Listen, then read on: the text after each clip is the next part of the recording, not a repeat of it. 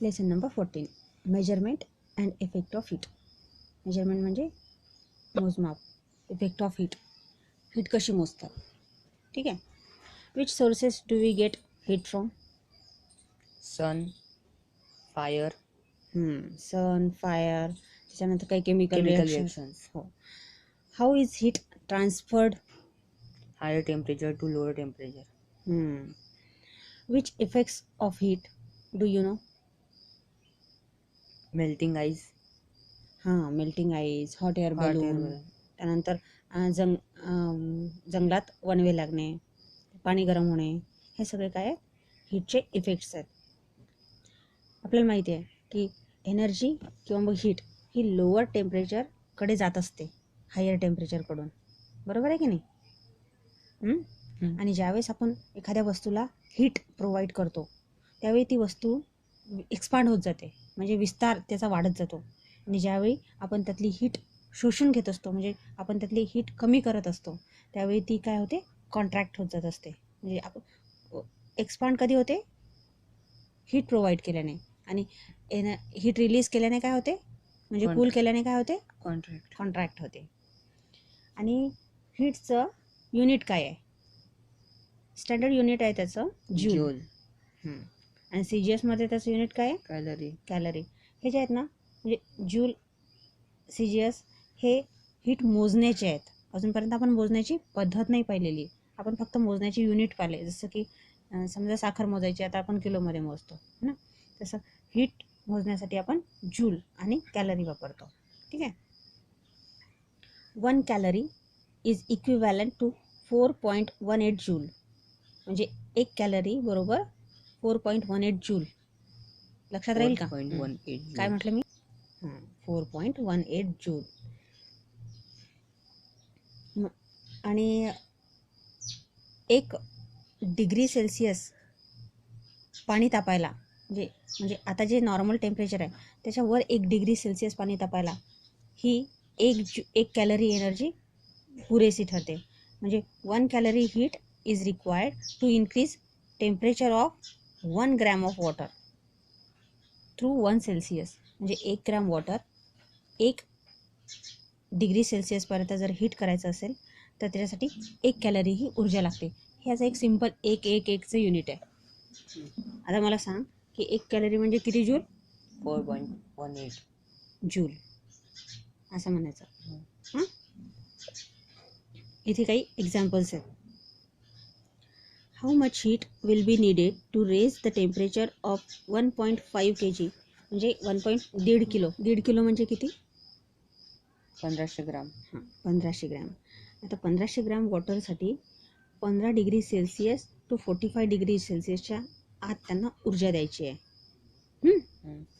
Give the answer in calories as well as in joule. आता याच्यासाठी किती heat लागेल हे आपल्याला काढायचं आहे. मास ऑफ वॉटर म्हणजे वॉटरचं वस्तुमान आपल्याला माहिती आहे किती आहे? 1500 ग्रॅम.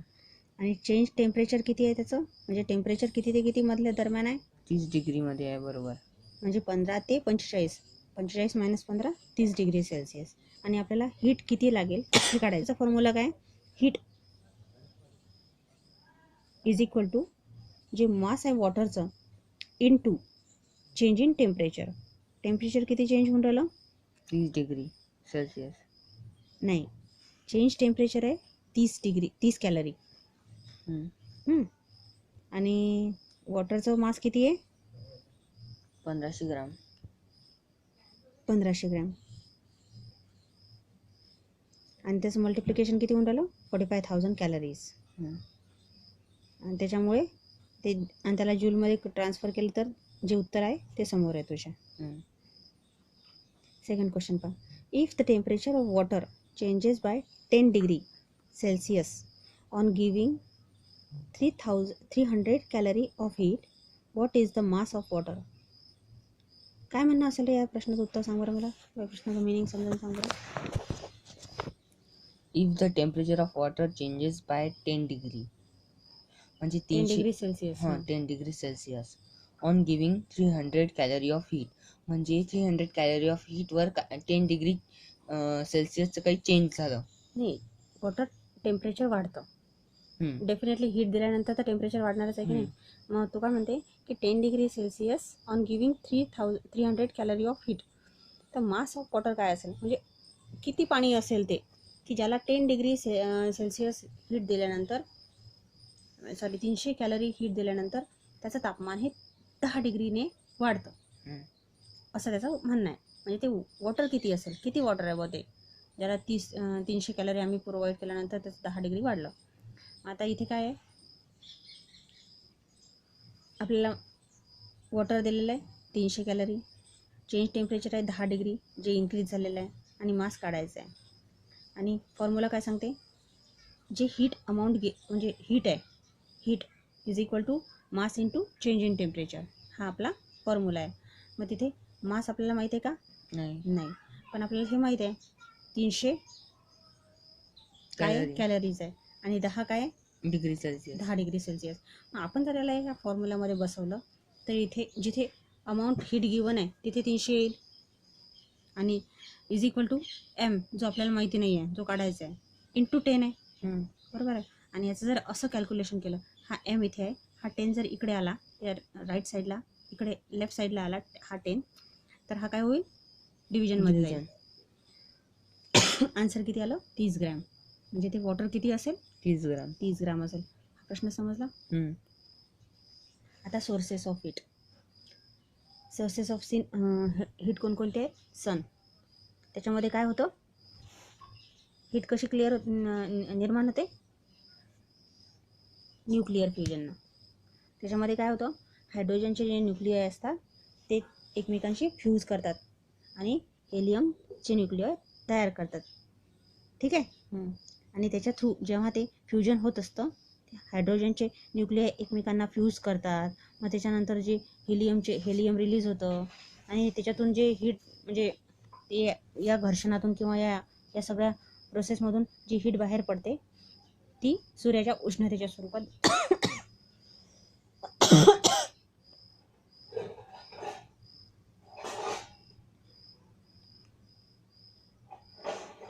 हायड्रोजनचे न्यूक्लियर फ्यूज करतात. मग त्याच्यातून जे हेलियमचे न्यूक्लियर बाहेर पडतात, आणि या सगळ्या प्रोसेसमध्ये त्यांच्या घर्षणातून किंवा त्यांच्या प्रोसेसमधून जी हीट आणि एनर्जी बाहेर पडते ती सूर्याचा प्रकाश आणि उष्णतेच्या स्वरूपात पोहोचते, ती म्हणजे बाहेर पडते, युनिवर्समध्ये पोहोचते, आणि त्याच्यात तशाच थ्रू ती आपल्यापर्यंत पोहोचते. ठीक आहे. अर्थमध्ये सुद्धा हीट आहे. आपण माहिती आहे ना आपल्याला, व्होल्कॅनो त्यातून लावा बाहेर पडते है ना, किती हॉट असतो ना तो, त्याचे मोठे मोठे पहाड पर्वत है ना, हिमालय है ना. तर अर्थमध्ये सुद्धा एक म्हणजे अर्थचं जर आपण इंटरनल स्ट्रक्चर पाहिलं तर तिथे सुद्धा आपल्याला एक एनर्जी सापडते, म्हणजे तिथे सुद्धा उष्णता आहे. त्याला जिओथर्मल एनर्जी म्हणतात. ठीक आहे. केमिकल एनर्जी आपल्याला माहिती आहे, हे जे फ्यूल्स आहेत म्हणजे इंधन आहेत, जसं की समजा लाकूड, कोळसा, पेट्रोल, हे ज्यावेळी बर्न होतात त्यावेळी त्यांच्यामध्ये केमिकल रिॲक्शन्स होतात, आणि केमिकल रिॲक्शन झाल्या म्हणजे त्याच्यामध्ये हे जे इंधन आहे ते बाहेरचं जे हवेतलं ऑक्सिजन आहे ते ऑक्सिजन घेऊन पेट घेतं, आणि त्याच्यामध्ये एक केमिकल बॉन्डिंग तयार होते, केमिकल रिॲक्शन तयार होऊन जाते, आणि त्याच्यातूनही हीट बाहेर पडते. बरोबर आहे ना. त्यानंतर इलेक्ट्रिकल एनर्जी तर ते एकदम कॉमन उदाहरण आहे ना. समजा आता फॅन चालू करायचा असला, आपण इकडे बटन दाबतो आणि इकडे फॅन चालू होतो, म्हणजे जी इलेक्ट्रिकल एनर्जी आहे ही कायनेटिक एनर्जीमध्ये कन्वर्ट होऊन जाते है ना, गतिज ऊर्जेमध्ये ती कन्वर्ट होऊन जाते. इलेक्ट्रिकल एनर्जी, विद्युत ऊर्जा ही गतिज ऊर्जेमध्ये कन्वर्ट होऊन जाते. हीटरमध्ये घेतली तर ते पाणी तापवते, म्हणजे उष्णतेत कन्वर्ट होऊन जाते इलेक्ट्रिकल एनर्जी है ना. त्यानंतर ॲटॉमिक एनर्जी पहा. समजा जी ॲटम असतो तो किती छोटा असतो, पण त्याच्यामधून किती ह्यूज अमाऊंटमध्ये एक हीट तयार होते. म्हणजे एकदम छोट्या अणूपासून जर आपल्याला प्रचंड प्रमाणात ऊर्जा तयार करायची असेल तर यासाठी हे युरेनियम, थोरियम हे कशासाठी कामं पडतात रे? मिसाईल्स हे बनवण्यासाठी नाही, न्यूक्लिअर बॉम्ब्स. युरेनियम, थोरियम हे कशासाठी असतात, ते न्यूक्लिअर एक्सप्लोजनसाठी असतात. त्यानंतर एअरमध्ये सुद्धा लार्ज अमाऊंट ऑफ हीट असते प्रेझेंट. त्यानंतर टेम्परेचर. आता आपण हीट पाहिली, आता आपण टेम्परेचरच्या बाबतीत पाहतो. समजा एक एक्झाम्पल घेऊया, एक एक्सपेरिमेंट करूया. 3 व्हेसल घेतले किंवा 3 बाउल घेतले. त्यामध्ये आपण एका ह्याच्यात आपण थंड पाणी ठेवलं, एका ह्याच्यात आपण गरम पाणी ठेवलं आणि एका ह्याच्यात आपण नॉर्मल वॉटर ठेवलं. ज्यावेळी आपण थंड पाणी आणि गरम पाणी त्यात सारखे हात टाकू, म्हणजे गरम पाणी म्हणजे एकदम गरम नाही, हाताला झेपेल एवढं गरम. आणि त्या दोघांमध्ये आपण हात टाकले तर एका आपल्या हाताला थंड जाणवेल आणि एका हाताला काय जाणवेल, गरम. बरोबर आहे की नाही? आणि जर समजा आता मी हे दोन्ही हात एकदम एकसारखे जर ह्या नॉर्मल टेम्परेचरच्या वॉटरमध्ये टाकलं तर काय रिझल्ट येईल, तुला काय वाटते? ज्यावेळी आपण थंड पाण्यात आणि एक हात गरम पाण्यात, ज्यावेळी हे आपण एकत्र नॉर्मल टेम्परेचरच्या वॉटरमध्ये टाकू, त्यावेळी आपला जो हात थंड पाण्यात होता त्याला ते पाणी गरम लागेल आणि जो हात गरम पाण्यात होता त्या हाताला ते पाणी थंड लागेल. म्हणजे पाणी तर एकच होतं, पण आपल्या दोन्ही हातांमध्ये त्याचा इफेक्ट कसा वाटेल, वेगळा जाणवेल.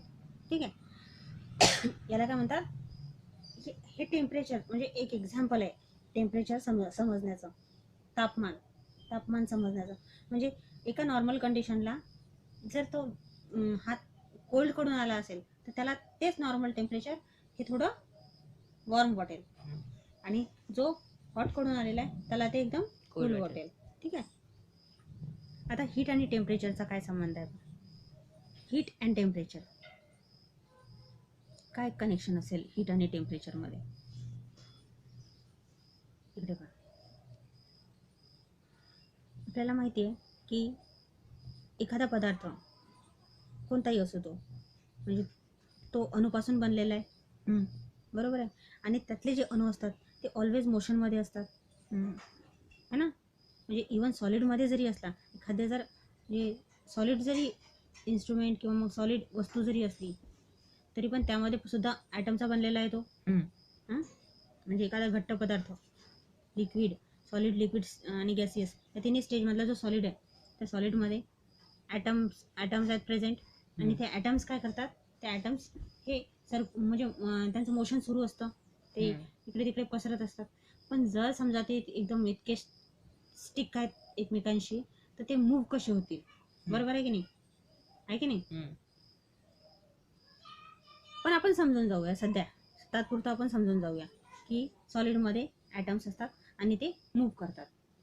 कारण जर समजा सॉलिडमध्ये जर ॲटम्स असते आणि ते जर मूव्ह नसते गेले तर आपल्यापर्यंत सपोज एखाद्याने एका साऊंड, एखाद्या रॉडवर एखाद्या जर चमचा आदळला तर त्याचा साऊंड आपल्या कानापर्यंत, समजा आता सपोज एक टेबल आहे, त्या टेबलवर मी इथे जोरात आदळलं आणि तू दुसऱ्या टोकाला आहे आणि तिथे तुझा कान आहे, तर तिथे तुला आवाज गेला असता का? नाही गेला असता का? आणि तो जातो, म्हणजे याचा अर्थ काय की तिथले जे अणुतरंग आहेत ते तुझ्यापर्यंत पोहोचून राहिले. म्हणजे याचा अर्थ काय होऊन राहिलं, त्यातले जे अणू आहेत ते काय होऊन राहिले, मूव्ह होऊन राहिले, है ना. बरोबर आहे की नाही? लक्षात आलं ना तुझ्या एक्झाम्पल आहे?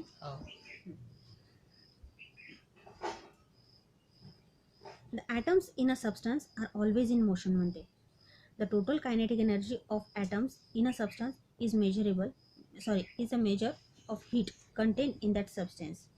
आता हे जे सॉलिड मटेरियल आहे, सॉलिड सबस्टंट आहे आणि त्याच्यामध्ये जे हे अणू आहेत हे हे जे गती आहे त्यांना, जे मोशनमध्ये असतात, तर त्यांच्या गतीवर म्हणजे त्यांच्या गतीच्या तीव्रतेवर आपण त्यातली हीट मेजर करतो. समजलं का? म्हणजे जर समजा एखादी वस्तू गरम आहे म्हणजे याचा अर्थ काय माहिती आहे का, त्यातले जे अणू आहेत ना ते जोराने फिरत आहेत आणि त्याची म्हणजे त्याचा जो हे आहे त्याचा वेग जो आहे तो जास्त आहे, म्हणून ती वस्तू काय आहे, गरम आहे. आणि एखादी जर कूल वस्तू असेल तर त्यातले जे अणू आहेत ते थोडे हळू वेगाने म्हणजे कमी वेगाने फिरत आहेत. हा झाला त्यातला फरक, म्हणजे कायनेटिक एनर्जी त्या वस्तूमधली. While the temperature of a substance is related to the average kinetic energy of atoms. आणि त्या वस्तूचा पूर्णता म्हणजे टोटल त्या वस्तूचं त्याचं ॲव्हरेज तापमान म्हणजे ॲव्हरेज टेम्परेचर हे त्या ॲटम्सच्या धावण्यावर म्हणजे त्या ॲटम्सच्या गतीवर अवलंबून आहे, समजा असं समजायचं.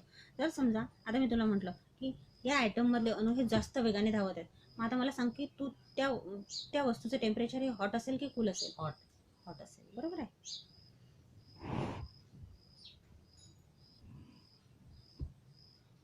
आणि पहा इथे काय दिलेलं आहे, हे 14.3ची जी ही फिगर आहे याच्यामध्ये पहा तिथे सांगितलेलं आहे A and B show the velocities म्हणजे काय,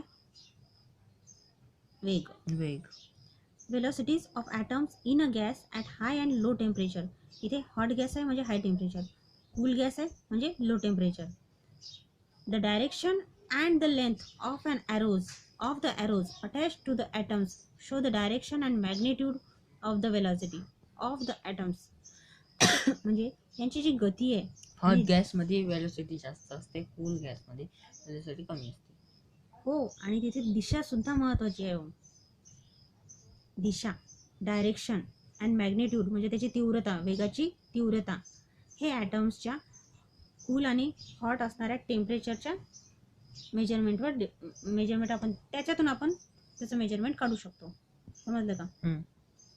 the velocity of atoms in the gas at higher temperature is larger than the velocity of atoms in the gas at lower temperature. कळलं? The atoms in a solid object are tied to one another because of the forces acting between them. Solid जे material आहेत त्यातले जे atoms आहेत ते एकमेकाशी बांधलेले आहेत. का? कारण त्यांच्यामध्ये काय एक फोर्स ॲक्टिंग करून म्हणजे जे बल आहे ते त्या ॲटम्सचं बल जे आहे ते एकमेकांना ओढत आहे. So they cannot be displace from their places. ते मूव्ह होऊ शकून राहिले का त्यांच्या प्लेसेसमधून? नाही. Because of heat they oscillate around their fix position. म्हणजे या हीटमुळे काय होऊन राहिलं, ते फक्त असे हिंदोळे घेऊन राहिले, म्हणजे असे झुके घेऊन राहिले, म्हणजे ऑसिलेट करून राहिले ते त्यांच्या फिक्स पोझिशनच्या बाजूला. काय होऊन राहिलं? ऑसिलेट करून राहिले, ते फक्त पोझिशन मध्ये घुमून राहिले आणि थोडासा धक्का देऊ राहिले. नाही, फक्त ते ना असे एखादा पेंडुलम कसा हालतो तसे करून राहिले. ॲटम मध्ये त्या फिक्स पोझिशन मध्ये ते पूर्णपणे तर नाही मूव्ह होऊन राहिले, पण ते काय करून राहिले, असे मूव्ह होऊन राहिले, ते फक्त बॅक अँड फोर्थ असे होऊन राहिले. पण त्यावेळी काय करून राहिले की हा जो बॅक अँड फोर्थ जातो, ज्यावेळी हा इकडून इकडे जातो त्यावेळी हा समोरच्या एका ॲटमला हिट करून राहिला, म्हणजे त्याची यातली हीट ट्रान्सफर करून राहिला, तो दुसऱ्या ॲटममध्ये करून राहिला, तो दुसरा ॲटम तिसऱ्या ॲटममध्ये करून राहिला. असं करत करत करत करत त्याची हीट इकडे स्प्रेड होऊन राहिली. समजलं का तुला?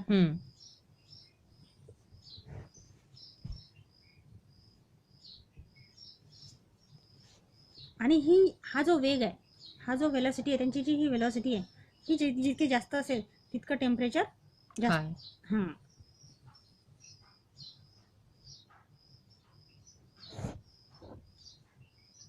आता इथे ना टेम्परेचर मोजण्यासाठी युनिट्स दिलेले आहेत.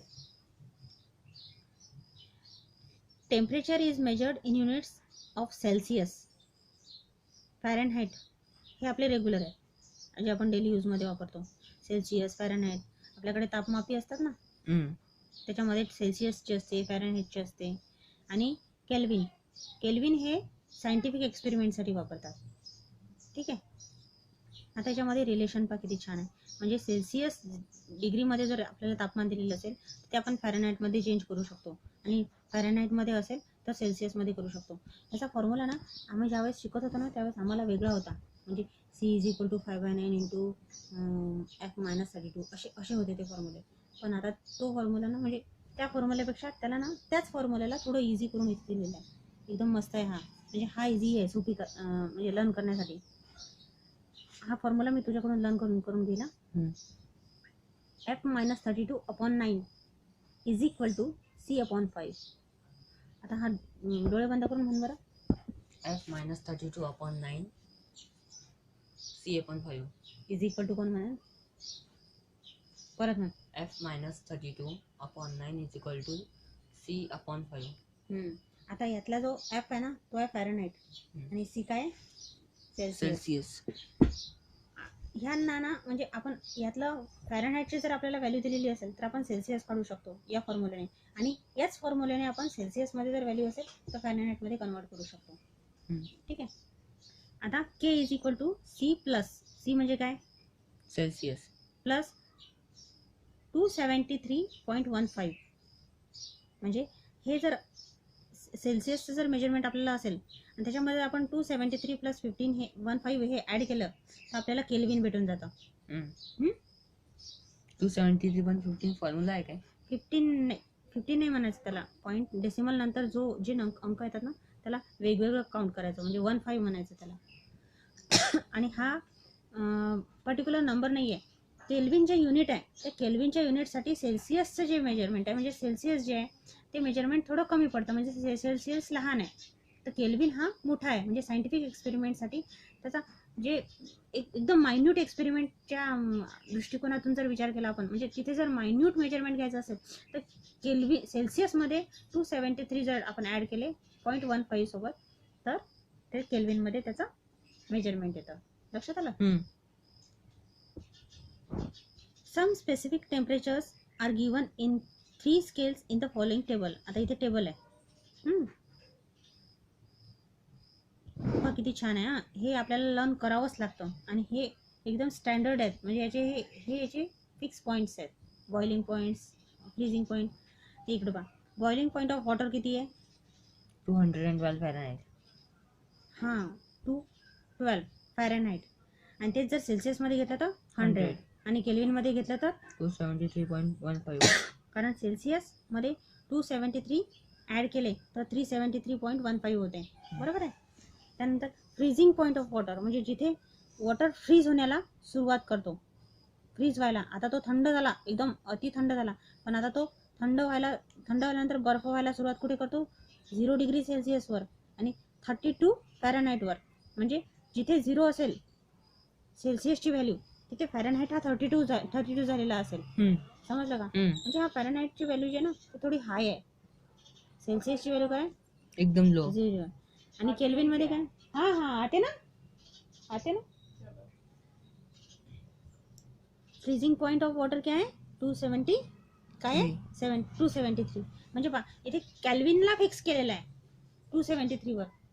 इथे सेल्सिअसला 0 डिग्रीवर आहे आणि फॅरनहाइट हा 32 वर आहे. फ्रीजिंग पॉइंट ऑफ वॉटर हे नेहमी लक्षात ठेवायचं.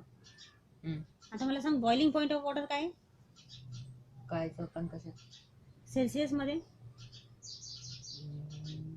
100 डिग्री सेल्सिअस. हां, आणि फॅरनहाइटमध्ये 212 आणि केल्विनमध्ये 273.15. 273.15. रूम टेम्परेचर, नॉर्मल टेम्परेचर सेल्सिअसमध्ये किती आहे?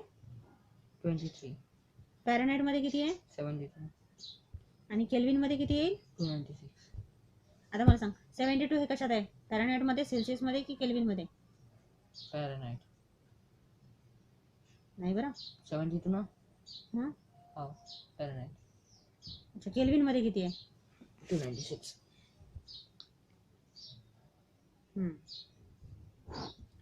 Boiling point of mercury. Mercury काय असते? पदार्थ आहे. कोणता? त्याला काय म्हणतात मराठीत? पारा. काय म्हणतात त्याला?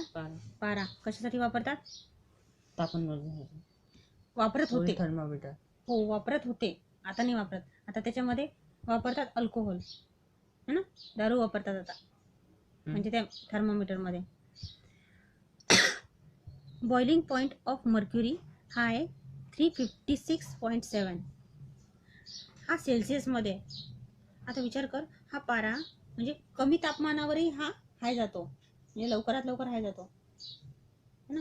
आणि पारा हा सर्वात धोकादायक आहे. म्हणजे जर तो पारा जर हवेत असला आणि तो जर आपल्या श्वसनाद्वारे जर आपल्या शरीरात गेला तर त्याने कॅन्सर होऊ शकतो. पारा हा खूप घातक असतो. आता शक्यतोवर पाऱ्याचा वापर कमी करतात. त्यानंतर फ्रीजिंग पॉइंट ऑफ मर्क्युरी किती आहे?